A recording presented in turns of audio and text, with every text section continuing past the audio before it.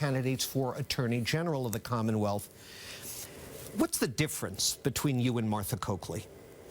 Well, I think Martha Coakley has been a great Attorney General, not just here in Massachusetts, but really across this country. And I'm really proud of the accomplishments of that office and the work that I've done in that office the last several years as a leader in that office. So, you know, as I look forward, I think that there are some things that are going to continue to remain priorities for me.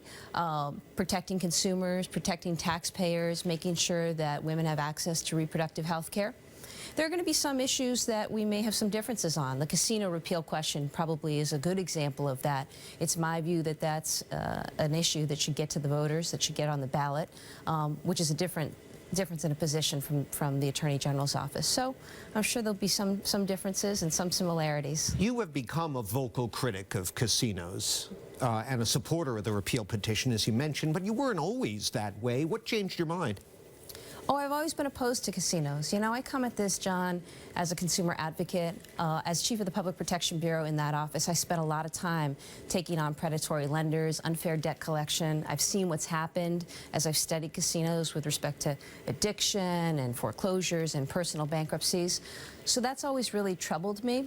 I also haven't found it to be the job solution, the economic driver that many hoped it would be in places. So my position against casinos has always been one of opposition. I do think it should get to the ballot and the voters should vote. My personal vote will be against casinos.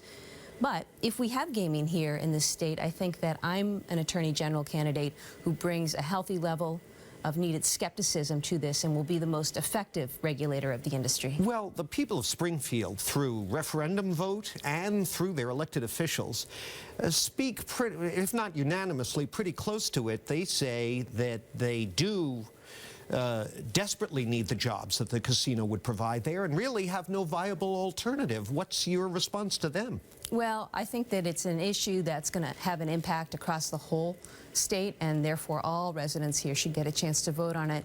I'm really sympathetic to the situation in Springfield and Plainville, and will do everything that I can to make available jobs and economic opportunities. I just looked at the recent numbers. What can you do? You're the Attorney General if you win. It's a good point. It's a good point, but you know, certainly anything that I can do to incent economic development, I'll do. But I just want to remind folks, if you drive just south of Springfield into Connecticut, we saw revenues from casinos down 12%. Foxwoods just laid off a bunch of folks. So I'm real concerned that people think this is going to be the job solution, that it just isn't going to be. So that's how I come to this. And again, I think it's an issue that, because of the impact it's going to have across taxpayers across the state, I think it's something that everybody should get a chance to vote on. And remember, John, 22 or 23 communities have already voted against casinos across the state. So it isn't so clear.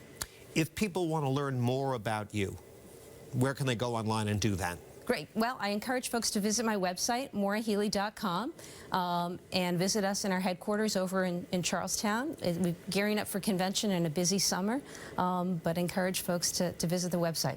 And we'll see you in Worcester. Terrific. Looking forward to it. Thank you very much. Thanks for having me on, John. Maura Healey, Democratic candidate for Attorney General. That's it for us now. Back to my colleagues for more WBZ News.